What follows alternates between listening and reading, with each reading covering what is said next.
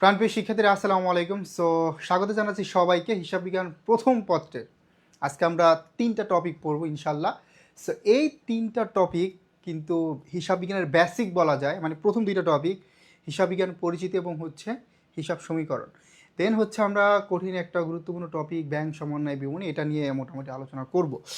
যেহেতু হচ্ছে তোমাদের আমরা যেই কমিটমেন্ট দিয়েছি যে প্রি অ্যাডমিশন, মানে কি অ্যাডমিশনের আগেও তোমাদেরকে আমরা কিছু ক্লাস দিব এবং এই ক্লাসগুলো হবে সাজেশন টাইপের ক্লাস, ঠিক আছে? এবং কনসেপ্ট কিছুটা ক্লিয়ার করে আমরা কিছু কোশ্চেন সলভ করে দিব, যাতে করে মানে এই জিনিসটা তুমি ধরতে পারো বা বুঝতে পারো যে অ্যাকচুয়ালি অ্যাডমিশনে কোন টাইপের কোশ্চেন হয়। ধরো আমি হিসাব বিজ্ঞান পরিচিতি পড়বো, এখানে অ্যাডমিশনে কোন টার্ম থেকে কোশ্চেনটা হবে, কিভাবে হবে, পাশাপাশি তোমার হিসাব সমীকরণটা কীভাবে কোশ্চেন হবে, এই জিনিসগুলোই আমরা ক্লিয়ার করব, ঠিক আছে? তো দেখো আমি যেটা বলছিলাম যে আজকে আমরা 3টা টপিক পড়বো। প্রথমেই যদি আমরা দেখি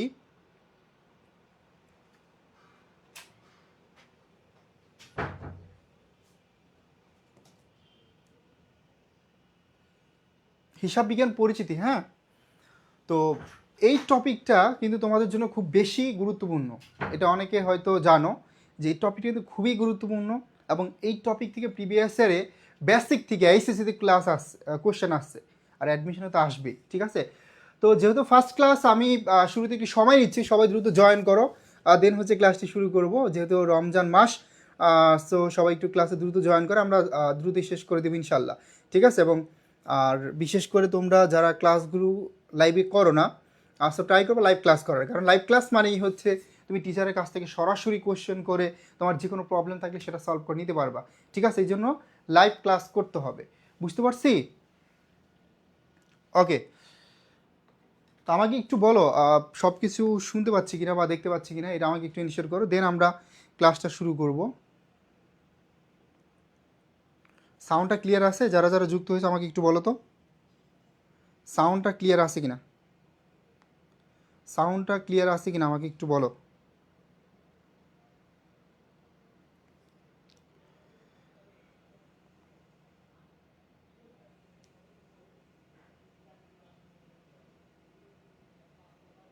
ওকে, আবু বকর যুক্ত হয়েছে আমাদের সাথে। বাকি যারা আছি সবাই একটু দ্রুত ক্লাসে জয়েন হও, হ্যাঁ, সবাই একটু ক্লাসে দ্রুত যুক্ত হয়ে যাও। আমরা শুরু করে দিচ্ছি। তো আজকে আমরা 3টা টপিক পড়বো, 3টা, ঠিক আছে?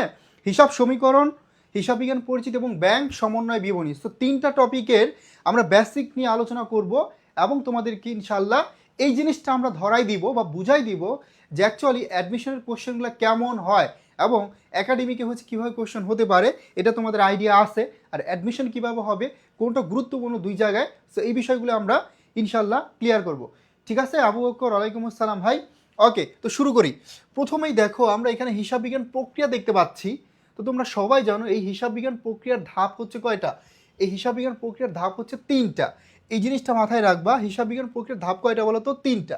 হিসাব বিজ্ঞান প্রক্রিয়ার ধাপ হচ্ছে 3টি, হ্যাঁ, হিসাব বিজ্ঞান প্রক্রিয়ার ধাপ হচ্ছে 3টি। কয়টি ধাপ? হচ্ছে 3টি। হিসাব বিজ্ঞান প্রক্রিয়ার ধাপ হলো 3টি। এখন এই 3টি ধাপ এবং হিসাব রক্ষণ প্রক্রিয়ার ধাপ, এখান থেকে কোশ্চেনটা হবে। ওকে, এখান থেকে হচ্ছে কি কোশ্চেনটা হবে, ঠিক আছে? ওকে, গুড। তো তোমাদের যেটা করতে হবে, এই যে প্রশ্নগুলো আছে এগুলো একটু বুঝে বুঝে পড়তে হবে। আমরা অনেক সময় কী করি, মুখস্থ করে ফেলি না, একদম ডিরেক্টলি মুখস্থ করি। ভাই আমি তোমাকে কথা দিচ্ছি, একটা সিঙ্গেল টার্ম, একটা সিঙ্গেল অ্যান্টিও তুমি মুখস্থ করবে না, ঠিক আছে? কারণ মুখস্থ করলেই তুমি কি করবে, ধরা খাবে। সো আমরা হচ্ছে অবশ্যই বুঝে বুঝে পড়বো এবং যতটুকু পড়বো ততটুকু থেকে প্রিভিয়াস ইয়ারের কোশ্চেন এক্সারসাইজ করব। তুমি যত বেশি প্রশ্ন এক্সারসাইজ করবে দেখবে তোমার ভিতরে তত কনফিডেন্স বিল্ড আপ হবে এবং তোমার ভুল তত কমে আসবে, ঠিক আছে? অ্যাডমিশনে সাকসেস হতে হলে বা হচ্ছে তুমি যদি আইসিএসে ভালো করতে চাও তাহলে অবশ্যই অনেক বেশি এক্সাম দিতে হবে, ভালো করে রিভিশন দিতে হবে, যেখানে সমস্যা আছে, যেখানে ল্যাকিংস আছে সেখানে স্পেশালি জোর দিতে হবে, ঠিক আছে? ওকে, তো দেখো এই যে যে ধাপ দেখতে পাচ্ছি আমরা এখানে 3টা। এখানে কয়টা ধাপ? এখানে ধাপ হচ্ছে 3টা। এখানে হিসাব বিজ্ঞান প্রক্রিয়ার ধাপ হচ্ছে 3টা। প্রথমে দেখো আছে লেনদেন শনাক্তকরণ, তারপর লিপিবদ্ধকরণ এবং তথ্য সরবরাহকরণ। তাহলে হিসাব বিজ্ঞান প্রক্রিয়ার ধাপ হচ্ছে 3টা, এটা মনে রাখবা। প্রথমে আছে লেনদেন শনাক্তকরণ, লেনদেন শনাক্তকরণ, লিপিবদ্ধকরণ এবং তথ্য সরবরাহকরণ। তাহলে ধাপ কয়টা? 3টা। লেনদেন শনাক্তকরণ, তারপর হচ্ছে কি লিপিবদ্ধকরণ এবং তথ্য সরবরাহকরণ। এই 3টা হচ্ছে হিসাব বিজ্ঞান প্রক্রিয়ার ধাপ। এখন দেখো এই যে লিপিবদ্ধকরণ প্রক্রিয়া দেখতে পাচ্ছ, এটার আরেকটা নামই হচ্ছে হিসাব রক্ষণ। আর এই হিসাব রক্ষণ বা লিপিবদ্ধকরণ পদ্ধতি, এটারও ধাপ হচ্ছে 3টা। তাহলে এই যে দেখো যদি কোশ্চেন আসে হিসাব রক্ষণ বা বুক কিপিং, এটা আসলে কি? হিসাব রক্ষণ বা বুক কিপিংটা হচ্ছে হিসাব বিজ্ঞান প্রক্রিয়ারই জাস্ট একটা অংশ মাত্র। হিসাব বিজ্ঞান প্রক্রিয়ারই জাস্ট কি একটা অংশ মাত্র। তাহলে হিসাব বিজ্ঞান প্রক্রিয়ার একটা অংশ বা ধাপ হচ্ছে হিসাব রক্ষণ বা বুক কিপিং। ঠিক আছে, হিসাব রক্ষণ বা বুক কিপিং হচ্ছে হিসাব বিজ্ঞান প্রক্রিয়ারই জাস্ট কি একটা অংশ বা ধাপ। তাহলে ভাইয়া এই লিপিবদ্ধকরণ প্রক্রিয়া বা হিসাব রক্ষণ প্রক্রিয়ার অংশ আবার কয়টা? 3টা। লেনদেন বিশ্লেষণ, জাবেদাভুক্তকরণ, খতিয়ান স্থানান্তরকরণ। তাহলে 3টা দেখো। তো হিসাব রক্ষণ, এটার আরেকটা নাম হচ্ছে বুক কিপিং। এটার আরেকটা নাম কি বলতো? এটা আরেকটা নাম হচ্ছে বুক কিপিং। এখন এই হিসাব রক্ষণ বা বুক কিপিং, এটার ধাপ হচ্ছে কয়টা? এটার ধাপ হচ্ছে আবার 3টা। কি কি? লেনদেন বিশ্লেষণ, জাবেদাভুক্তকরণ, খতিয়ান স্থানান্তরকরণ। ঠিক আছে, তোমরা সব সময় শুনে আসছো ভাই ক্লাস কি শেয়ার করবো? না না, ক্লাস কেন শেয়ার করবা? এটা তো হচ্ছে গ্রুপের ক্লাস, তো পেইড বেসের ক্লাস। এটা পেইড বেসে যারা আছে তারা পাবে। তোমাদের যেই বিশেষ করে টেলিগ্রামে যে লিঙ্কটা আছে, এই টেলিগ্রাম লিঙ্কটায় হচ্ছে শেয়ার করতে পারো। এখানে শেয়ার করলে যারা আমাদের পেইড বেসের স্টুডেন্ট ওরা দেখতে পারবে ক্লাসটা। ঠিক আছে, ওরা হচ্ছে দেখতে পারবে ক্লাসটা। ওকে, তাহলে আমরা কি বুঝলাম? যে হিসাব বিজ্ঞান প্রক্রিয়ার ধাপ হচ্ছে 3টা। হিসাব বিজ্ঞান প্রক্রিয়ার ধাপ কয়টা? 3টা। যেমন লেনদেন শনাক্তকরণ, লিপিবদ্ধকরণ এবং তথ্য সরবরাহকরণ। আর এই হিসাব রক্ষণ প্রক্রিয়ার ধাপ আবার কয়টা? 3টা। লেনদেন বিশ্লেষণ, জাবেদাভুক্তকরণ, খতিয়ান স্থানান্তরকরণ। এখন যদি প্রশ্ন আসে নিচের কোনটি হিসাব বিজ্ঞান প্রক্রিয়ার প্রথম ধাপ? পারবো না। যদি কোশ্চেন আসে নিচের কোনটি হিসাব বিজ্ঞান প্রক্রিয়ার শেষ ধাপ? পারবো না। যদি কোশ্চেন আসে নিচের কোনটি হিসাব বিজ্ঞান প্রক্রিয়ার ধাপ নয়, নিচের কোনটি হিসাব বিজ্ঞান প্রক্রিয়ার অংশ নয়, তখন কি করবে? তখন এই হিসাব বিজ্ঞান প্রক্রিয়ার ধাপ থেকে 2টা বা 3টা দিবে, একটা দিবে হিসাব রক্ষণ প্রক্রিয়ার ধাপ থেকে। ঠিক আছে, তখন তোমার আইডেন্টিফাই করতে হবে অ্যাকচুয়ালি কোনটা হিসাব বিজ্ঞান প্রক্রিয়ার ধাপ আর কোনটা হিসাব রক্ষণ প্রক্রিয়ার ধাপ। পারবো কিনা বলো? পারবো? তাহলে এই জিনিসগুলো আমাদের কি করতে হবে? আইডেন্টিফাই করতে হবে। এবং আমরা যদি একটু কেয়ারফুলি পড়াশোনা করি, একটু বুঝে বুঝে পড়াশোনা করি, তাহলে কিন্তু আর কনফিউশন থাকবে না। ঠিক আছে, তখন আর কোনো কনফিউশন থাকবে না। এটা তোমাদেরকে মাথায় রাখতে হবে। তাহলে এতটুকু ক্লিয়ার সবার? এতটুকু ক্লিয়ার? ওকে, এতটুকু ক্লিয়ার। হিসাব বিজ্ঞান প্রক্রিয়ার ধাপ এবং হিসাব রক্ষণ প্রক্রিয়ার ধাপ এতটুকু ক্লিয়ার। আমরা আজকে 3টা টপিক মোটামুটি কাভার করব। মোটামুটি বলতে ভালো করেই কাভার করব, তবে বেসিকটা ক্লিয়ার করবো, এক্সারসাইজ তোমরা নিজেরা করবা। ঠিক আছে, আর এই যে যেই টার্মগুলো আমরা পড়াচ্ছি এগুলো কিন্তু অ্যাডমিশন আসতেছে, সব সময় শুনে আসছো। প্রস্তুতি যদি গুছানো হয়, ঢাকা বিশ্ববিদ্যালয় কঠিন নয়, পাবলিক বিশ্ববিদ্যালয় কঠিন নয়, তো প্রস্তুতিটা গুছানো থাকতে হবে। এমন মেন্টর হচ্ছে তোমার এমন মেন্টরের অধীনে থাকতে হবে বা এমন মেন্টরের পরামর্শ নিতে হবে যে ঢাকা বিশ্ববিদ্যালয়ে পড়াশোনা করতেছে, যে ঢাকা বিশ্ববিদ্যালয়ের ভর্তি পরীক্ষা দিয়ে সাকসেস হয়েছে। ঠিক আছে, এবং যারা আছে অভিজ্ঞতা। এখন তুমি হচ্ছে ভুলভাল মেন্টরে যদি হচ্ছে পরামর্শ নাও, তাহলে কিন্তু ভালো করতে পারবে না। একাধিক মেন্টরের পরামর্শ নেওয়া যাবে না, যে কোনো একজনকে বা দুজনকে হচ্ছে মানতে হবে, এবং সে যদি তোমার জন্য অ্যাপ্রোপ্রাইট হয়। ঠিক আছে, সো এই জন্য প্রিপারেশনটা এমনভাবে নিতে হবে যাতে করে তোমার সব কিছু গুছানো থাকে। ঠিক আছে, ওকে, তাহলে আমরা এতটুকু ক্লিয়ার আশা করি। তো এই কনসেপ্টটা ক্লিয়ার হলে আমরা চলে যাব এবার পরবর্তী কনসেপ্টে, এবং এই কনসেপ্টে আমরা দেখব যে হিসাব বিজ্ঞানের প্রধান উদ্দেশ্য কী। যেহেতু আমরা হিসাব বিজ্ঞান শিখতেছি, হ্যাঁ, যেহেতু আমরা হিসাব বিজ্ঞান শিখতেছি, তো অবশ্যই আমাদের জানা লাগবে যে হিসাব বিজ্ঞান প্রক্রিয়ার প্রাথমিক উদ্দেশ্য কী আর হিসাব বিজ্ঞান প্রক্রিয়ার প্রধান উদ্দেশ্য কী, মানে হিসাব বিজ্ঞানের তাহলে এই 2টা পয়েন্ট কিন্তু খুবই ইম্পর্টেন্ট, যে আমরা প্রাথমিক উদ্দেশ্যটা যদি না জানি বা মূল বা প্রধান উদ্দেশ্যটা যদি না জানি, তাহলে কেন হিসাব বিজ্ঞান শিখতেছি, তাই না? তাহলে আমাদের মূল বা প্রধান উদ্দেশ্যটা কী করতে হবে? জানতে হবে। এই যে যারাই যুক্ত হয়েছে ক্লাসে, সবাই হচ্ছে বন্ধুদেরকে বলবে যে তোমরা যারা ভর্তি হয়েছো তোমরা কিন্তু অনেক টাকায় থাকতে পারবা, অ্যাডমিশন সম্পর্কে আইডিয়া হবে। ঠিক আছে, আর আমি শুধু পড়াবো না, পড়ার চেয়ে ইম্পর্টেন্ট হচ্ছে গাইডলাইনটা, এটা হচ্ছে ইম্পর্টেন্ট। তো দেখো এই কোশ্চেন ব্যাংক, মাঝখানে চলে গেলাম, শুরুতেই কোশ্চেন ব্যাংক। ঢাকা বিশ্ববিদ্যালয়ে কে কি কিনছি বলো? ডিউ প্রশ্ন ব্যাংক কে কে কিনছি? ঢাকা বিশ্ববিদ্যালয়ের কোশ্চেন ব্যাংক কে কে কিনছি? সো আবু আবু বকর, এটা কিন্তু খুবই ইম্পর্টেন্ট যে তুমি কোশ্চেন ব্যাংকটা পড়তেছো কিনা, ঠিক আছে? সো যেহেতু সামনে এইচএসসি পরীক্ষা, এইচএসসিতে ফোকাস করবা, কিন্তু কোশ্চেন ব্যাংকটা অবশ্যই কেনা লাগবে।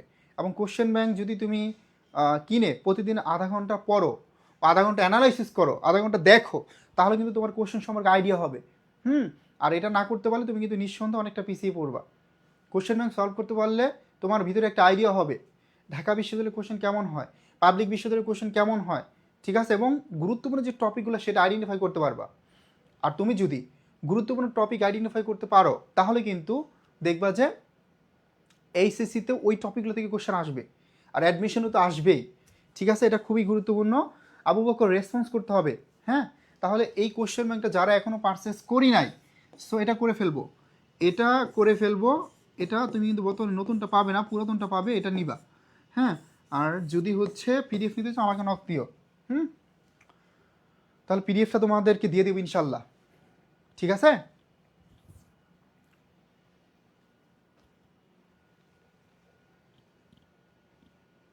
ক্লাস কি বুঝতেছি?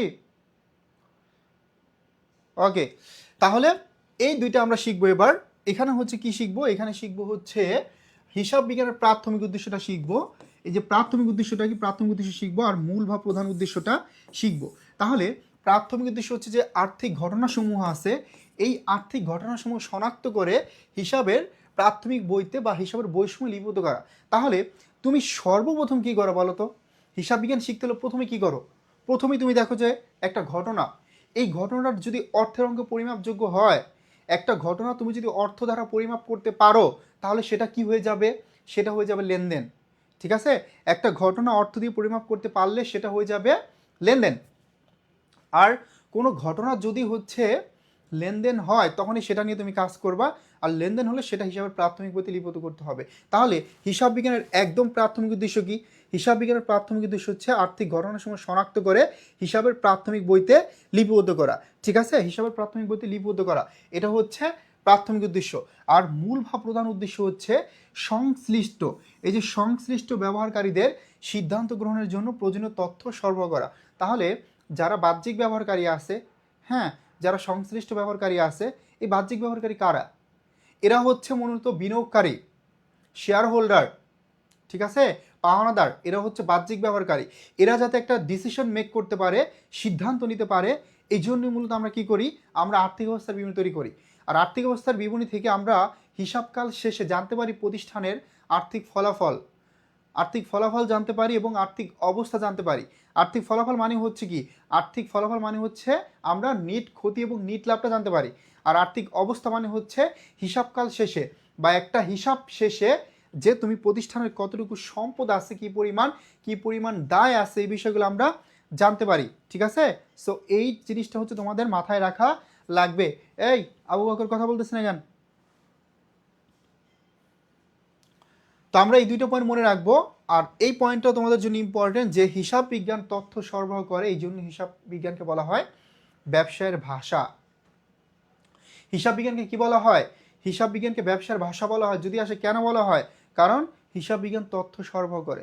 হিসাব বিজ্ঞান যেহেতু তথ্য সরবরাহ করতেছে, দ্যাটস ওয়াই হিসাব বিজ্ঞানকে বলা হবে ব্যবসায়ের ভাষা বলা হবে। কি বলা হবে? ব্যবসায়ের ভাষা বলা হবে। হিসাব বিজ্ঞান তথ্য সরবরাহ করে, এই জন্য হিসাব বিজ্ঞানকে ব্যবসায়ের ভাষা বলা হয়। মনে থাকবে? ওকে, তো এই দুইটা পয়েন্ট খুব ইম্পর্টেন্ট, এই দুইটা পয়েন্ট মুখস্থ করে ফেলবা। এবার আমরা, আমি লিখে পড়াই, লিখতে ভালো লাগে আমার। এই দুইটা পয়েন্টও আমরা একটু ক্লিয়ার করে দেই। হিসাব বিজ্ঞানের ইনপুটটা, হ্যাঁ, ইনপুট, এই যে ইনপুট, হিসাব বিজ্ঞানের ইনপুট কি? তাহলে ইনপুট কি বা মূল উপাদান কি বা কাঁচামাল কি বলো? ইনপুট কি, আউটপুট কি? হ্যাঁ, ইনপুট অথবা কাঁচামালও বলতে পারো। হিসাব বিজ্ঞানের ইনপুট বা কাঁচামাল অথবা আউটপুট বা রেজাল্টটা কি? তো দেখো, যদি তুমি প্রথমে ওই পয়েন্টটায় মনোযোগ দাও আমার, তাহলে কিন্তু তুমি এতটুকু পারবা। হ্যাঁ, আমরা যদি হিসাব বিজ্ঞান শিখতেছি, এখানে একটু লিখে দিই হিসাব বিজ্ঞান।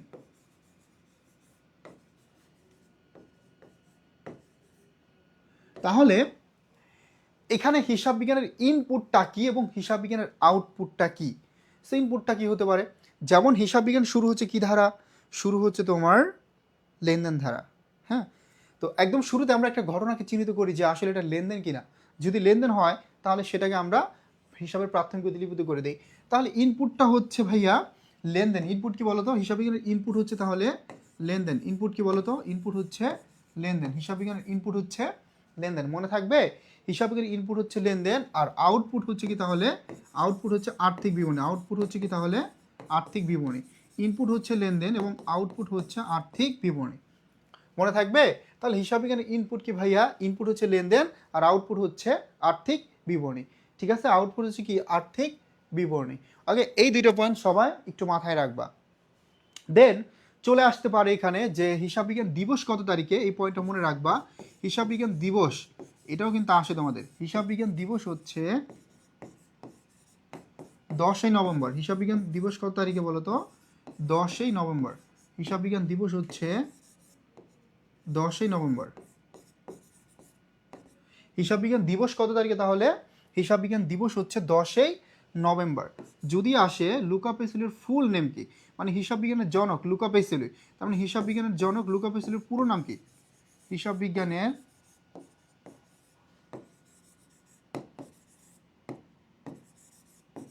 জনকের পুরো নাম কি? পুরো নাম হলো ফ্রা লুকা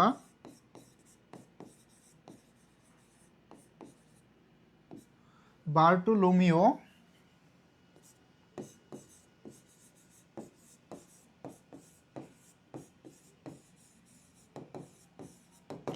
এটা হচ্ছে তার পুরো নাম।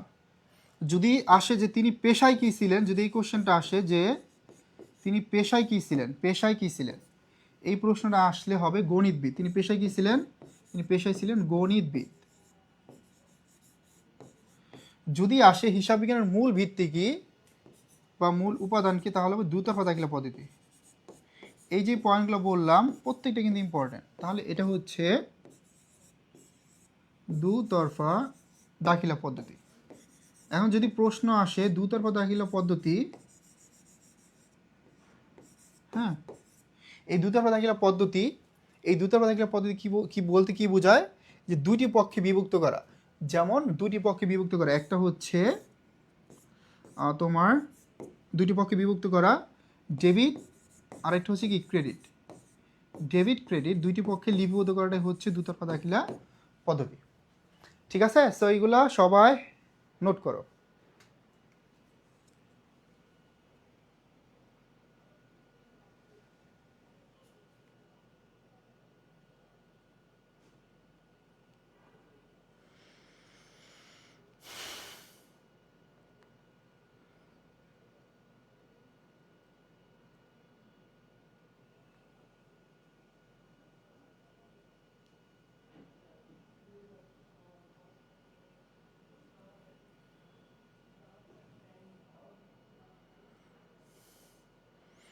আমি তো এখানে দেখা যাচ্ছে না, দেখি যে তোমাদের কি অবস্থা, একটু ভিতরে ঢুকে দেখি।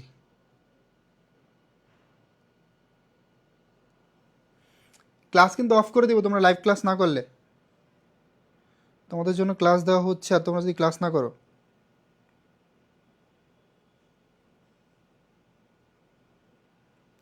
সুব্রতার দীপ্ত, ক্লাস না করলে ক্লাস দিয়ে লাভ কি বলো? ক্লাস করতে হবে না লাইভ ক্লাস?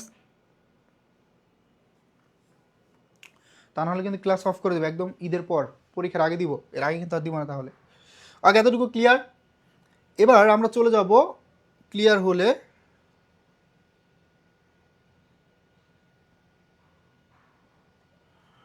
এবার আমরা হিসাব সমীকরণ দেখব। এবার কি দেখব? হিসাব সমীকরণ। এবার আমরা হিসাব সমীকরণ দেখব। হিসাব সমীকরণ,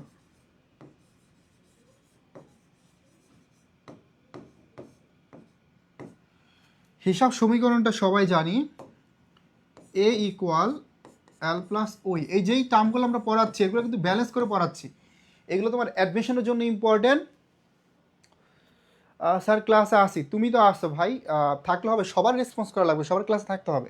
এই দেখো এখন এতগুলো ক্লাস দিতেছি শুধুমাত্র যাতে তোমরা ঈদের আগে মোটামুটি হচ্ছে কিছুটা হলেও পড়াশোনার মধ্যে থাকো, হ্যাঁ, বা সময়গুলো কাজে লাগাও। হ্যাঁ, বুঝতে পারো যে আসলে কতটুকু গুরুত্বপূর্ণ সময় পার করতেছো তুমি, কিভাবে পড়া লাগবে। সেই জন্য ক্লাস দেওয়া মানে কি পড়ানো না, শুধু গাইডলাইনের মধ্যে রাখা, তোমাকে রাইট ট্র্যাকে রাখা, তোমাকে এইচএসসির জন্য প্রস্তুত করা, অ্যাডমিশনের জন্য প্রস্তুত করা। ঠিক আছে, সো এটা না করলে আমরা কিন্তু এই ক্লাসগুলো তোমাদেরকে অতিরিক্ত দিচ্ছি ভাই।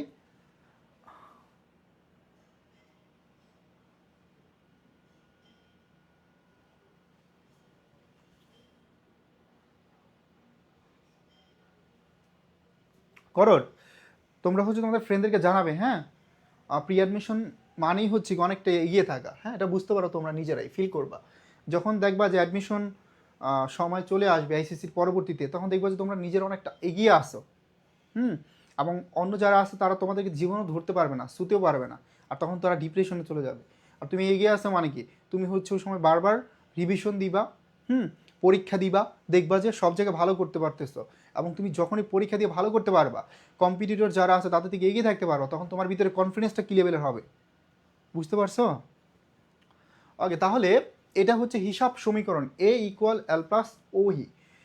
দেখো, এটা হচ্ছে তোমার মূল হিসাব সমীকরণ। তারপর তোমরা জানো A= কিন্তু L+P হতে পারে, এটা হচ্ছে অংশীদারি ব্যবসার ক্ষেত্রে।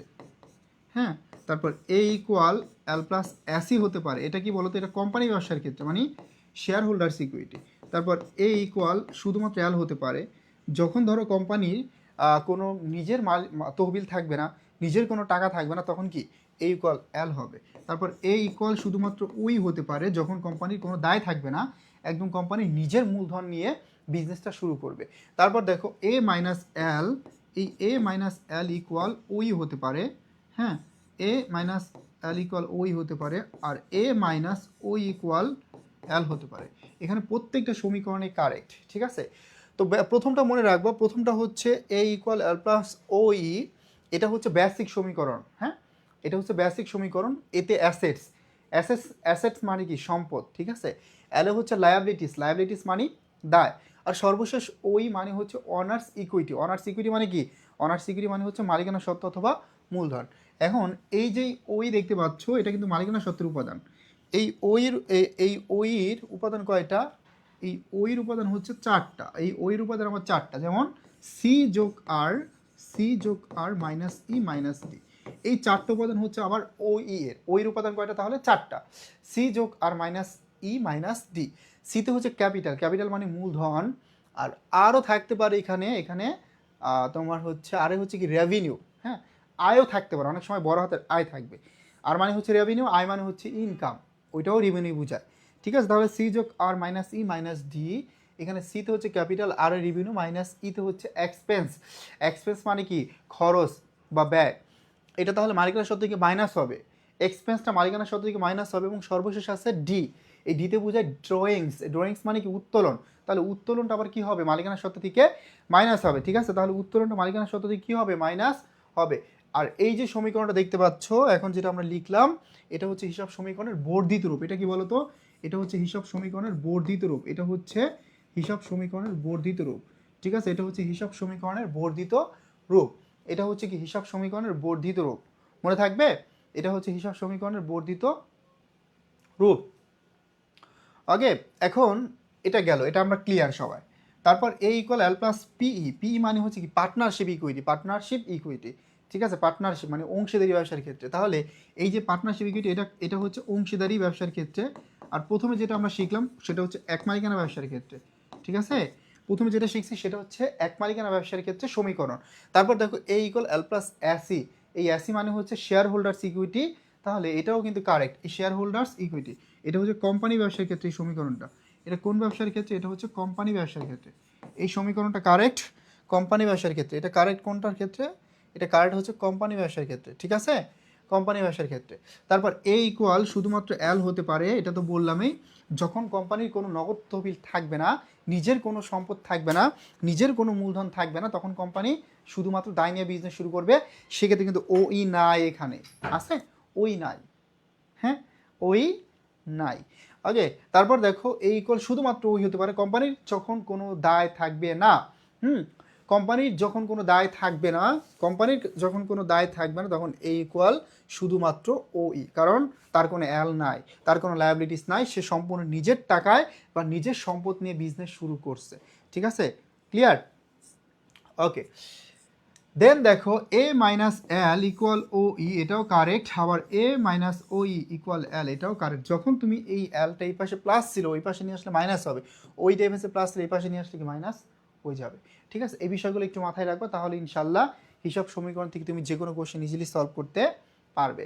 তারপর দেখো আমরা চলে যাচ্ছি পরবর্তী কোশ্চেনে। এই কোশ্চেনে এই পর্বে আমরা তোমাদেরকে দেখাবো একদম বেসিক জিনিসগুলা, সেটা হচ্ছে হিসাব কত প্রকার এবং কি কি, বিপরীত হিসাবগুলো শিখবো, স্বাভাবিক হিসাবগুলো শিখবো। এই প্রত্যেকটা পয়েন্ট তোমাদের জন্য খুবই ইম্পর্ট্যান্ট। ঠিক আছে, ওকে, তাহলে দেখো এবার আমরা তোমাদেরকে যদি দেখাই হিসাব, আধুনিক হিসাব কত প্রকার? 5 প্রকার, তোমরা জানো। তো আমরা শিখবো হিসাবটা, এটা একটু লিখে ফেলি। হিসাব শিখবো। এবার আমরা কি শিখবো? হিসাব। তো হিসাব এই বেসিক থেকে কিন্তু কোশ্চেন থাকবেই থাকবে, মাস্ট থাকবে, বেসিক থেকে কোশ্চেন থাকবে। তো এখানে কী হতে পারে? যেমন ধরো সব, হ্যাঁ, এই যে সব, এই সব অলওয়েজ ডেবিট। সব অলওয়েজ কি বলতো? ডেবিট, মানে কি সম্পদ ব্যয় এবং উত্তোলন সবার বউ। আমরা জানি যে হিসাব বিজ্ঞানের দিক থেকে বা হিসাব বিজ্ঞানের ভাষায় যদি কোনো কিছু আসে আমাদের প্রতিষ্ঠানে তাহলে ডেবিট, আর কোনো কিছু যদি চলে যায় তখন সেটাকে কি বলবো? আমরা ক্রেডিট বলবো। তাহলে সবটা কি হবে? সবটা ডেবিট হবে। তো দেখো এখানে প্রশ্নতে কি উত্তোলন, তাই না? বতে কি বলতো? বতে হচ্ছে ব্যয় অথবা খরচ। আর শত হচ্ছে কি বলতো? শত হচ্ছে সম্পদ বা অ্যাসেটস। এই তিনটার স্বাভাবিকের অলওয়েজ ক্রেডিট ডেবিট, এই তিনটার স্বাভাবিকের অলওয়েজ ডেবিট। তাহলে এই তিনটার স্বাভাবিকের যেহেতু ডেবিট, হ্যাঁ, এই তিনটার স্বাভাবিকের যেহেতু ডেবিট, তার মানে বৃদ্ধি পাইলে ডেবিট আর হ্রাস পাইলে কি ক্রেডিট। স্বাভাবিকের যেহেতু ডেবিট, তার মানে এই হিসাবগুলো যদি তোমার বৃদ্ধি পায়, এই হিসাবগুলো যদি তোমার এখানে বৃদ্ধি পায়, মনে রাখবা এই হিসাবগুলো যদি বৃদ্ধি পায় তাহলে হচ্ছে ডেবিট হবে। যেহেতু স্বাভাবিক যে ডেবিট, তার মানে বৃদ্ধি পাইলে ডেবিট। আর যদি এই হিসাবগুলো হ্রাস পায়, হ্যাঁ, এই হিসাবগুলো হ্রাস পায় অথবা কমে যায়, তখন এই হিসাবগুলো হয়ে যাবে ক্রেডিট। তার মানে বৃদ্ধি পাইলে ডেবিট আর হ্রাস পাইলে কি বলতো? ক্রেডিট। ঠিক আছে, তার মানে বৃদ্ধি পাইলে ডেবিট এবং হ্রাস পাইলে ক্রেডিট, মনে থাকবে? তাহলে পৃথিবীতে যত সম্পদ আছে, পৃথিবীতে যত ব্যয় আছে, পৃথিবীতে যত উত্তোলন আছে, এই সবগুলোর স্বাভাবিক যে হচ্ছে ডেবিট। যদি বৃদ্ধি পায় তাহলে ডেবিট, আর হ্রাস পাইলে কি হবে? তখন ক্রেডিট হয়ে যাবে। That's it. এবার আমরা চলে যাচ্ছি পরবর্তী কোশ্চেনে। পরবর্তী পার্টটা হচ্ছে আদম। এই আদম তোমরা সবাই জানো, আদম মানে হচ্ছে আয়, দায়, মালিকানা সত্ত্ব। হ্যাঁ, যেমন এটা হচ্ছে মূলধন অথবা মালিকানা সত্ত্ব, দত হচ্ছে দায় আর আয়। এই তিনটার স্বাভাবিক যে অলওয়েজ ক্রেডিট, এই তিনটার স্বাভাবিক যে অলওয়েজ কি বলতো? Always credit. এই তিনটার স্বাভাবিক যে অলওয়েজ ক্রেডিট যেহেতু বৃদ্ধি পায় তাহলে ক্রেডিট, আর হ্রাস পাইলে কি?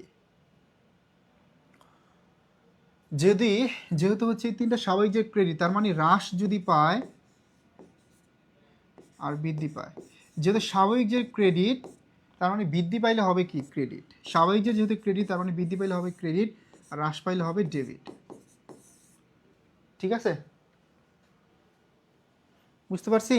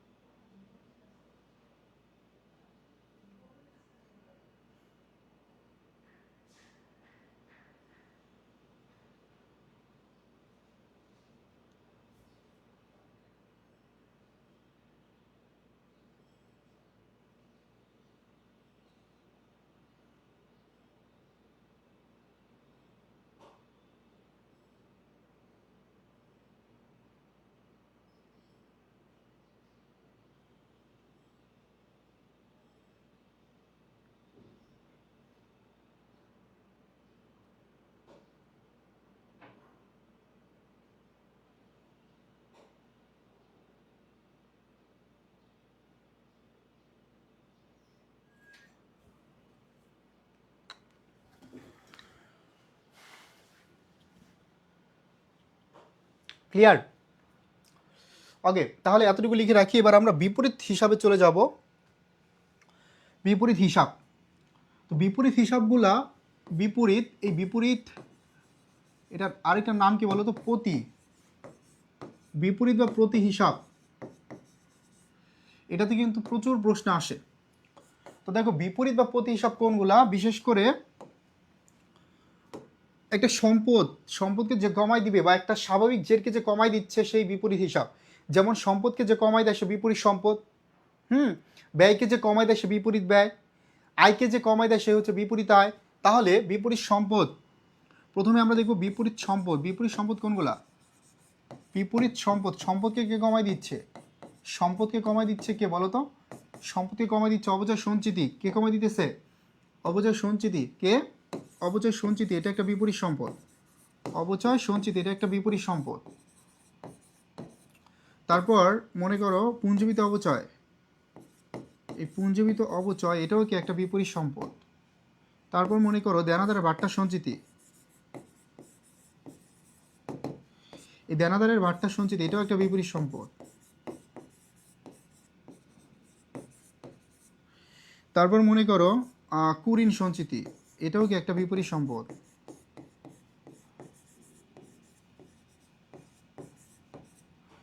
ওকে, তো এটা ক্লিয়ার?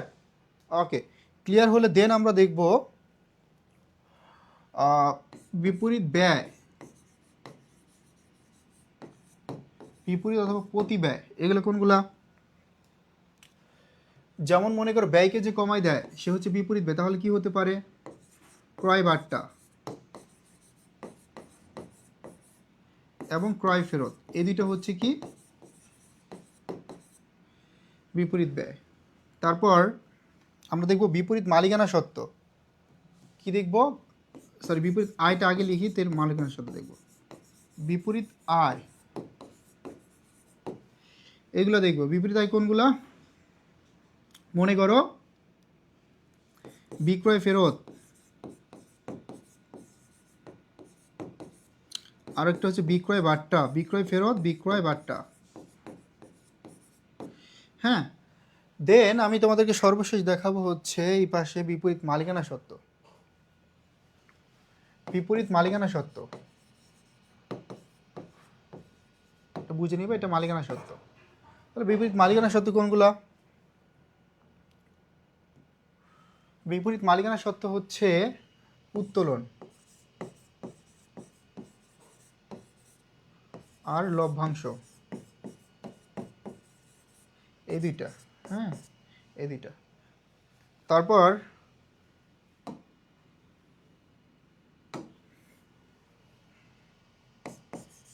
এবার আমরা দেখব বিপরীত বা প্রতি দায়। বিপরীতের আরেকটা নাম হচ্ছে প্রতি।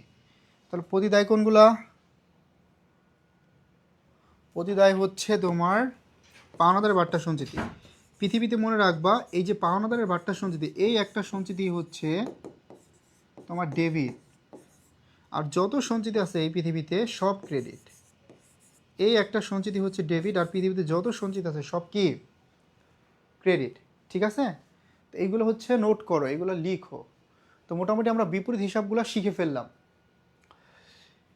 এখন এই হিসাবগুলা থেকে কিন্তু কোশ্চেন আসবে যে নিচের কোনটি বিপরীত সম্পদ, নিচের কোনটি বিপরীত ব্যয়, নিচের কোনটি বিপরীত উত্তোলন, নিচের কোনটি বিপরীত দায়, এখান থেকে কোশ্চেন আসবে। এবং তোমাদেরকে দেখবে যে মাঝে মাঝে কোশ্চেন আসে এত বেসিক থেকে, এবং এটা শুধু এইচএসসিতে না, অ্যাডমিশনের প্রশ্ন চলে আসে। কি চলে আসে জানো? যে কোশ্চেন আসবে বিপরীত সম্পদ কোন ধরনের জের প্রকাশ করে। ঠিক আছে? তাহলে সম্পদ হচ্ছে ডেবিট, আমরা বিপরীত সম্পদ কি? ক্রেডিট। তারপর মনে করো আয়, আয় কি? ক্রেডিট। আয় হিসাবের জের কি? ক্রেডিট। তাহলে আয় হচ্ছে ক্রেডিট, বিপরীত আয় কি? ডেবিট। হ্যাঁ, সেমভাবে মনে করো ব্যয় হচ্ছে ডেবিট, তাহলে বিপরীত ব্যয় কি? ক্রেডিট। হ্যাঁ, মূলধন বা মালিকানা সত্ত্ব হচ্ছে ক্রেডিট, তাহলে বিপরীত মালিকানা সত্ত্ব কি? ডেবিট। দ্যাটস ইট, এইগুলাই। তো এখানে তারপর মাঝে মাঝে আরও কিছু হিসাব আমাদের শিখতে হবে যেগুলো থেকে কোশ্চেন আসবে। যেমন মনে করো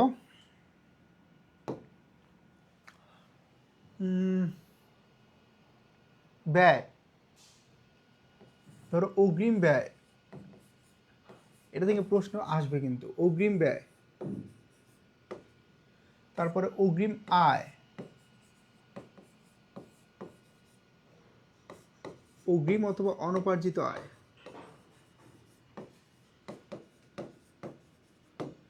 অগ্রিম ব্যয় হচ্ছে একটা সম্পদ হিসাব, এটা কি একটা সম্পদ, অগ্রিম ব্যয় একটা সম্পদ, আর অগ্রিম আয়টা হচ্ছে একটা দায়। সেম ভাবেই বকেয়া আয় বকেয়া ব্যয়, বকেয়া আয়টা হচ্ছে সম্পদ, বকেয়া ব্যয়টা হচ্ছে কি দায়। হ্যাঁ, যেমন বকেয়া আয়টা হচ্ছে সম্পদ আর বকেয়া ব্যয়টা হচ্ছে কি দায়।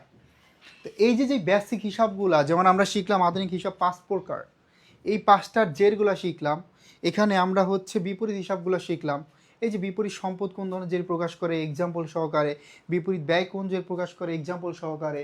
হ্যাঁ, তারপর অগ্রিম ব্যয় কোন ধরনের হিসাব, এটা একটা সম্পদ, কারণ ব্যয় হয় নাই, ব্যয় সংগঠিত হয় নাই, কিন্তু তুমি আগাম টাকা দিয়ে রাখছো, আগাম টাকার ব্যবস্থা করে রাখছো, তাহলে এটা কি একটা সম্পদ। তারপর অনুপার্জিত, অনর্জিত, অগ্রিম আয়।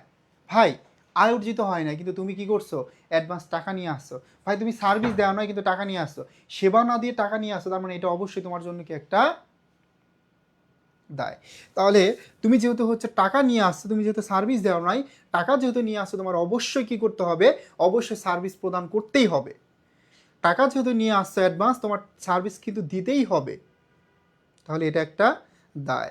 তারপরে আমরা যদি দেখি বকেয়া ব্যয়, ভাই এখানে হচ্ছে তুমি ব্যয় করে ফেলছো, তুমি এক দোকান থেকে বাকি খাইছো 1,00,000 টাকা, 1 টাকা দাও না, যেহেতু তুমি খরচ করছো তোমার টাকা দিতেই হবে, যেহেতু খরচ করছো টাকা তোমার দিতেই হবে, এনি কস্ট টাকা দিতেই হবে। আর যেটা বকেয়া আয়, এটা আবার হচ্ছে অগ্রিম আয়ের বিপরীত। যেমন এবার তুমি কি করছো, সার্ভিস দিয়ে ফেলছো, তুমি কাজ করে ফেলছো কিন্তু তোমাকে টাকা পরিশোধ করে নাই, টাকা দেওয়া হয় নাই, তাহলে এটা কি একটা দায়, এটা কি একটা দায়। ঠিক আছে, সো এই যে বিষয়গুলো, এগুলো সুন্দর করে তোমরা নোট করবা, এগুলো নোট করে পড়ো, দেখবা যে ইনশাল্লাহ ভালো করতে পারবা। সো আমি এখন কিছু কোশ্চেন এক্সারসাইজ করাবো তোমাদেরকে প্রিভিয়াস এর, দেন হচ্ছে আমরা ব্যাংক সমন্বয় বিবরণী কিছু বেসিক নিয়ে আলোচনা করব। আর মনে রাখবা সনাতন পদ্ধতি হিসাব হচ্ছে আবার দুই ধরনের, এটা বলে দিচ্ছে, এটা লিখে দিলাম না। সনাতন পদ্ধতি হিসাব হচ্ছে দুই ধরনের, সনাতন পদ্ধতি হিসাব হচ্ছে দুই ধরনের, একটা হচ্ছে ব্যক্তিবাচক, আরেকটা হচ্ছে অব্যক্তিবাচক। তাহলে সনাতন পদ্ধতি হিসাব কত ধরনের, সনাতন পদ্ধতি হিসাব হচ্ছে দুই ধরনের, একটা ব্যক্তিবাচক আরেকটা হচ্ছে অব্যক্তিবাচক। ঠিক আছে, এই দুই ধরনের হিসাব হচ্ছে সনাতন পদ্ধতিতে, ব্যক্তিবাচক অব্যক্তিবাচক, এই দুই ধরনের হিসাব হচ্ছে সনাতন পদ্ধতিতে। অব্যক্তিবাচক আবার হচ্ছে দুইটা, একটা হচ্ছে নামিক বা অস্থায়ী, আরেকটা হচ্ছে সম্পত্তিবাচক। দেন আমরা হচ্ছে হিসাব চক্রটা নিয়ে একটু আলোচনা করব, হিসাব চক্রটা আসলে কি এটা নিয়ে একটু আলোচনা করব। তো হিসাব চক্র এবার আমরা কি শিখবো, এবার আমরা শিখবো হিসাব চক্র, হিসাব চক্র। তো এই যে হিসাব চক্র এটা মানে কি, হিসাব চক্রটা কি এটা আমরা শিখবো। তো দেখো এই যে হিসাব বিজ্ঞানের উপাদান সমূহ আছে, এই হিসাব বিজ্ঞানের উপাদান সমূহ চক্রাকারে আবর্তিত হওয়াকে হিসাব চক্র বলে। এই যত উপাদান আছে মনে করো লেনদেন, জাবেদা, খতিয়ান, রেওয়ামিল, সমন্বয় দাখিলা, সমন্বিত রেওয়ামিল, আর্থিক অবস্থার বিভিন্ন সমাপনী দাখিলা, সমাপনী পরবর্তী রেওয়ামিল, এইগুলা চক্রাকারে আবর্তিত হওয়াকে বলা হয় হিসাব চক্র। তার মানে এইগুলা চক্রাকারে আবর্তিত হওয়াকে হিসাব চক্র বলে, চক্রাকারে আবর্তিত হওয়াকে হিসাব চক্র বলে। তাহলে এই হিসাব চক্রের ঐচ্ছিক ধাপ কয়টি, এখান থেকে কোশ্চেন আসে, হিসাব চক্রের ঐচ্ছিক ধাপ কয়টি, এখান থেকে প্রশ্ন আসবে যে হিসাব চক্রের ঐচ্ছিক ধাপ কতটি, হিসাব চক্রের ঐচ্ছিক ধাপ কতটি, হিসাব চক্রের ঐচ্ছিক ধাপ কতটি, হিসাব চক্রের ঐচ্ছিক ধাপ কতটি, এখান থেকে প্রশ্ন আসবে। হিসাব চক্রের ঐচ্ছিক ধাপ হচ্ছে দুইটি, যেমন কি কি বলতো, হিসাব চক্রের ঐচ্ছিক ধাপ দুইটা, একটা হচ্ছে কার্যপত্র, আরেকটা হচ্ছে কি বিপরীত দাখিলা। কার্যপত্র এবং বিপরীত দাখিলা এই দুইটা হচ্ছে হিসাব চক্রের ঐচ্ছিক ধাপ আধুনিক পদ্ধতিতে, মানে এগুলো দিলেও হবে না দিলেও হবে। আর সনাতন পদ্ধতিতে, সনাতন পদ্ধতিতে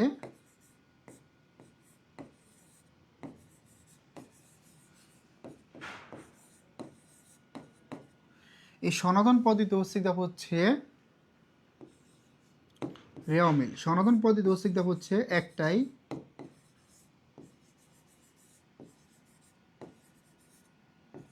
সনাতন পদ্ধতিতে অস্তিত্ব হচ্ছে একটা, সেটা হচ্ছে রেও মিল। আর এই হিসাব চক্রে রেও মিল ব্যবহার করা হয় 3 বার। হিসাব চক্রে রেও মিল ব্যবহার করা হয় কতবার?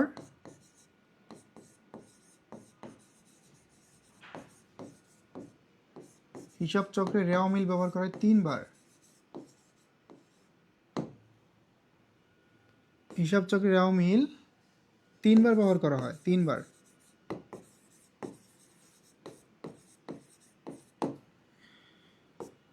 একটা হচ্ছে রেও মিল,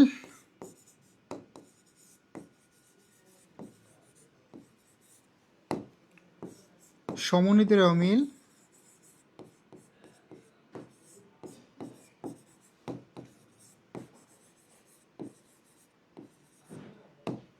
আর 3 নম্বর হচ্ছে সমাপনী পরবর্তী রেও মিল।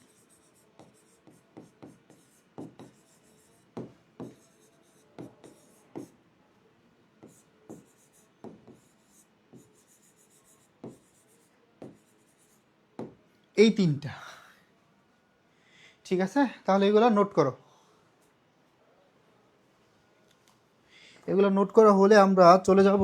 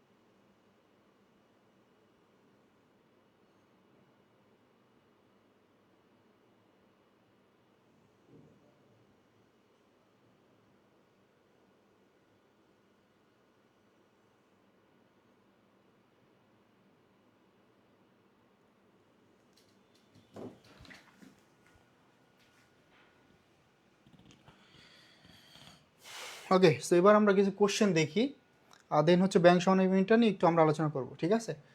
তো দেখো এখানে বলছে যে হিসাব বিজ্ঞানের প্রধান উদ্দেশ্য কি। তো আমরা এটা শুরুতেই পড়ে আসছি। হিসাব বিজ্ঞানের প্রধান উদ্দেশ্য কি বলতো? হিসাব বিজ্ঞানের প্রধান উদ্দেশ্য হচ্ছে মূলত তোমার আগ্রহী যে ব্যবহারকারী আছে বা বাহ্যিক ব্যবহারকারী আছে তাদেরকে তথ্য সরবরাহ করা। তাহলে হিসাব বিজ্ঞানের প্রধান উদ্দেশ্য কি বলতো? হিসাব বিজ্ঞানের প্রধান উদ্দেশ্য হচ্ছে তথ্য সরবরাহ করা, আগ্রহী ব্যবহারকারীদের প্রয়োজনীয় তথ্য সরবরাহ করা, আগ্রহী ব্যবহারকারীদের প্রয়োজনীয় তথ্য সরবরাহ করা, আগ্রহী ব্যবহারকারীদের প্রয়োজনীয় তথ্য সরবরাহ করা বা তথ্য দেওয়া, এটা হচ্ছে হিসাব বিজ্ঞানের প্রধান উদ্দেশ্য। তারপরে দেখো নিচের কোনটি হিসাব বিজ্ঞান প্রক্রিয়ার অন্তর্ভুক্ত নয়। সো আমরা যদি দেখি যে হিসাব বিজ্ঞান প্রক্রিয়ার ধাপ ছিল তিনটা, কয়টা?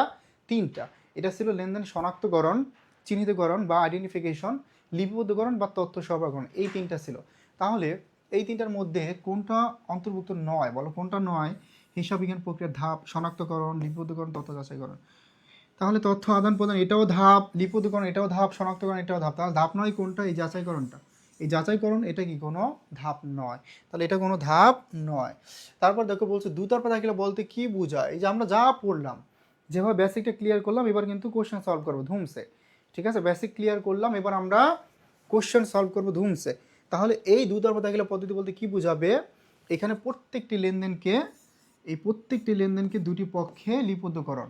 হ্যাঁ, তাহলে প্রত্যেকটি লেনদেনকে দুটি পক্ষে লিপিবদ্ধকরণ, এটা হচ্ছে প্রত্যেকটি লেনদেনকে দুটি পক্ষে লিপিবদ্ধকরণ, এটা হচ্ছে কি তোমার দুতরফা দাখিলা পদ্ধতি বলতে বোঝায়। প্রত্যেকটি লেনদেনকে দুটি পক্ষে লিপিবদ্ধকরণ। এখানে দুটি পক্ষে বিভক্ত করা মূল উদ্দেশ্য না, এই ভুলটা আমরা করি। অপশনে থাকে দুটি পক্ষে লিপিবদ্ধ করা না, দুটি পক্ষে বিভক্ত করা এরকম থাকে। হ্যাঁ,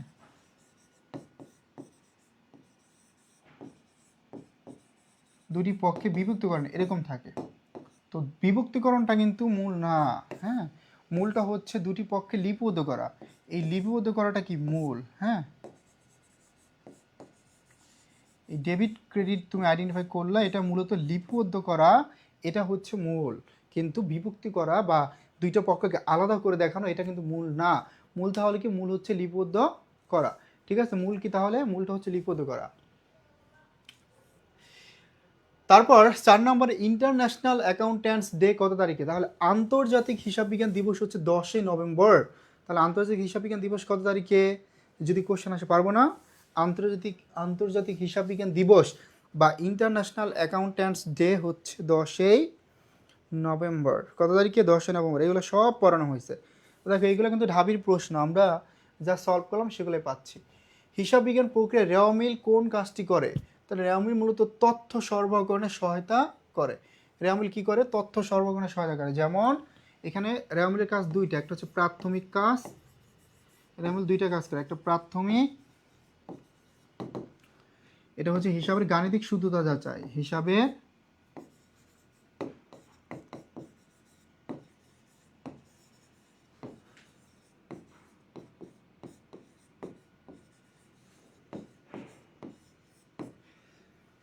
গাণিতিক শুদ্ধতা যাচাই।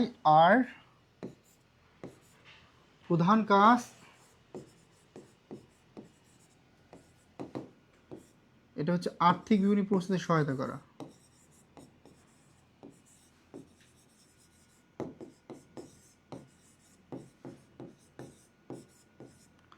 আর্থিক বিবরণী প্রস্তুতে সহায়তা করা। আর এই আর্থিক বিবরণী প্রস্তুতে সহায়তা করা বলতে বোঝায় কাকে? এই আর্থিক বিবরণী প্রস্তুতে সহায়তা করা বলতে বোঝায় তোমার তথ্য সরবরাহকরণে সহায়তা করা। যদি অপশন এটা না থাকে, তথ্য সরবরাহকরণে সহায়তা করা।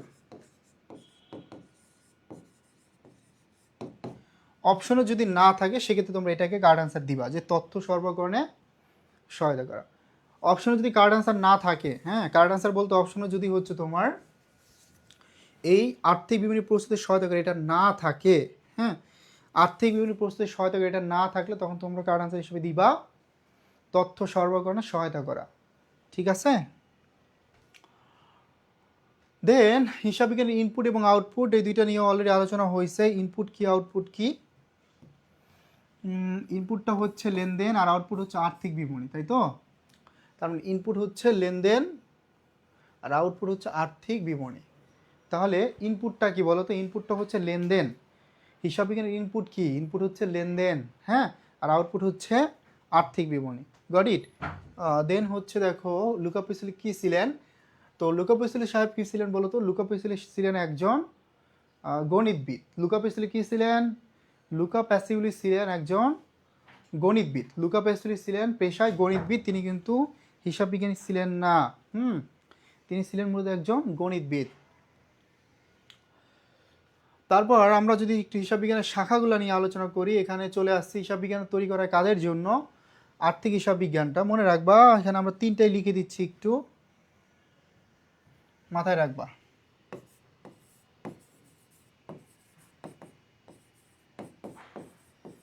এই আর্থিক হিসাব বিজ্ঞানটা তৈরি করা হয় বহিস্থ ব্যবহারকারীদের জন্য। কাদের জন্য বলো তো? বহিস্থ ব্যবহারকারীদের জন্য, যারা বহিস্থ ব্যবহারকারী আছে,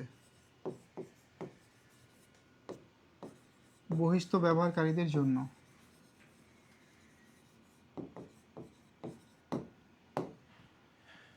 আর ব্যবস্থাপকীয় হিসাব বিজ্ঞান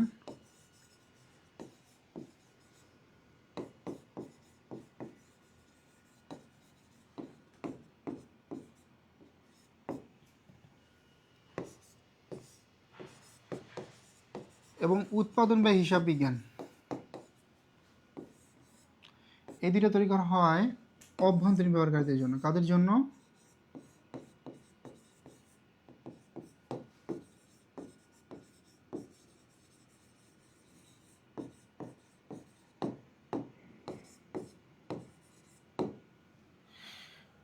ঠিক আছে, নোট করে ফেলো, নোট করো।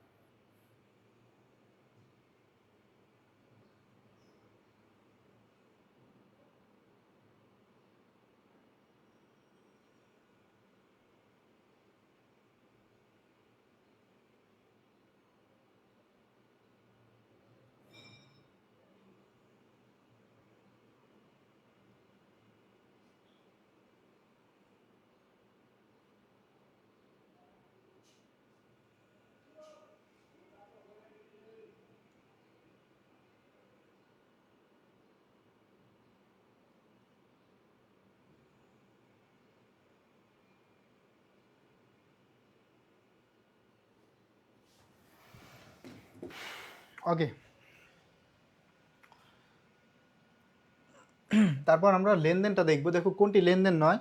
সে লেনদেন হওয়ার জন্য কয়েকটা বৈশিষ্ট্য মনে রাখবা, কয়েকটা বৈশিষ্ট্য মনে রাখবা। যেমন ধরো, অর্থের অঙ্ক পরিমাপযোগ্য হতে হবে, আর্থিক অবস্থার পরিবর্তন হবে, কমপক্ষে দুইটি পক্ষ থাকবে।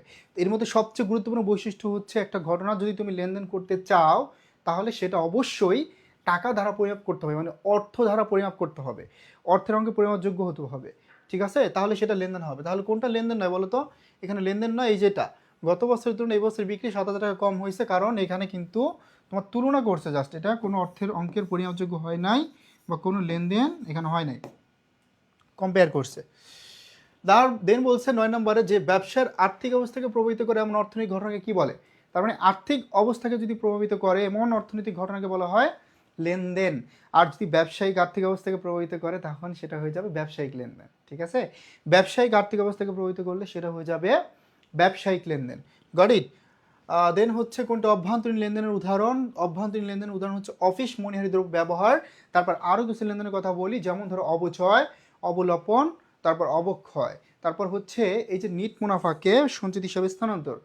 নিট মুনাফাকে সঞ্চিত হিসাবে স্থানান্তর, নিট মুনাফাকে সঞ্চিত হিসাবে স্থানান্তর, এটা হচ্ছে তোমার কি বলতো মনিহারি দ্রব্য ব্যবহার বা শুধু মনিহারি, এগুলো প্রত্যেকটাই হচ্ছে কি অভ্যন্তরীণ লেনদেন। ঠিক আছে, আমাদের মোহাম্মদ হক ভাই চলে আসছেন। হুট করে বলতেছেন বুঝি নাই। শুরু থেকে ক্লাস না করলে কীভাবে বুঝবেন বলেন? হ্যাঁ, কনসেপ্টটা কি একদম A to Z ক্লিয়ার করা হয়েছে, হ্যাঁ শুরু থেকে, ওটা দেখে নিবা।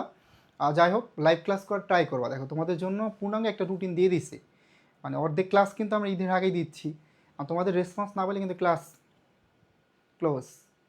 ঠিক আছে, এবং ডিটেলস কথা বলে নিয়েছি, পড়াচ্ছি না, শুধুমাত্র গাইডলাইন দিয়ে দিয়েছি, এবং এটাই সবচেয়ে ইম্পর্টেন্ট এইচএসসিতে সাথে কীভাবে ব্যালেন্স করে পড়বা। তাই একটা কোশ্চেন ব্যাংক কিনে নিবা, এটা একটা কোশ্চেন ব্যাংক কিনে নিবা। কোশ্চেন ব্যাংক কিনে তারপর কি করতে হবে? কোশ্চেন অ্যানালাইসিস করতে হবে, দেখতে হবে, বুঝতে হবে।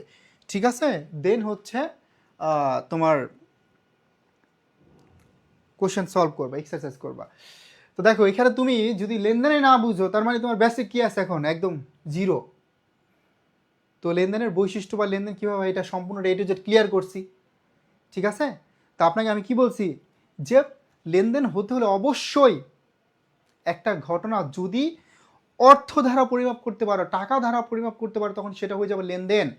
অর্থের অঙ্ক যদি পরিমাপযোগ্য হয়, একটা ঘটনা যদি আর্থিক অবস্থার পরিবর্তন হয়, দুটি পক্ষ থাকে, এগুলো বৈশিষ্ট্য প্রত্যেকটা লেনদেনের। তা আপনি কি বোঝেন না আমার বলেন ডিটেলসে। এখানে প্রথমে দেখেন বাকিতে মাল ক্রয়, বাকিতে মাল ক্রয় করছেন, এখানে কি টাকা হয়েছে না? টাকার লেনদেন প্রভাব হয়েছে না? যেমন ক্রয় করছেন ব্যয় হয়েছে না?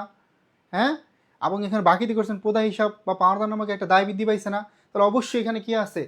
এখানে অর্থের পরিমাপ হয়েছে, মানে কি অর্থের অঙ্ক পরিমাপযোগ্য করা যায়। এটা দালান কোঠার উপর 10% অবচয় ধার্য করছে, এখানে ব্যয় হয়েছে না?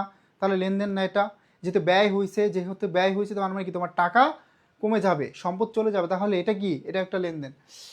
গত মাসের বেতন বর্তমান মাসে প্রদান করা হলো, তোমার আগে বকেয়া ছিল কিন্তু এই মাসে তুমি প্রদান করছো, টাকা প্রদান করছো, মানে কি সম্পদ চলে গেছে না? তাহলে এটাও কি লেনদেন। তাহলে এই তিনটাই হচ্ছে কি লেনদেন। তারপর আছে কি ডি নাম্বার। এই ডি নাম্বারটা কি? তাহলে ডি নাম্বারটা গত বছরের তুলনায় এই বছর বিক্রি 7,000 টাকা কম হয়েছে। এখানে ধরো তোমার বলছে যে গত বছর যদি তোমার প্রতিষ্ঠানে 10 কোটি টাকা বিক্রি হয়, এই বছর আরও কি ধরো 3 কোটি টাকা কম হয়েছে বিক্রি। তো এখানে কোনো লেনদেন হয় নাই, এখানে অর্থের অঙ্গে কোনো পরিমাপযোগ্য হয় নাই, আর্থিক অবস্থায় কোনো পরিবর্তন হয় নাই, কোনো পক্ষ এখানে আসতেছে না, এটা দেখাও যাচ্ছে না, এখানে জাস্ট একটু কম্পেয়ার করছে, দ্যাটস ইট। ঠিক আছে, তো তুমি যখন 9-10-এ পড়াশোনা করছো, একদম প্রথম ক্লাসে তোমাকে এই লেনদেনের বৈশিষ্ট্য এটা চিনাইছে। হ্যাঁ, তো তোমাকে হচ্ছে ছোটো করতেছি না, যদি বেসিক ক্লিয়ার না থাকলে বেসিক ক্লিয়ার করে ফেলো। আমাদের কামব্যাক কোর্স 2.0-তে কিন্তু আমরা একদম বেসিক দিকে পড়াচ্ছি, সেখানে যারা ভর্তি আছে তারা কিন্তু জানে, হ্যাঁ, যে কিভাবে ক্লাসগুলো করে কিভাবে কোন টপিকটা ল্যাকিংস আছে এগুলো তারা আইডেন্টিফাই করে কিন্তু পড়তেছে।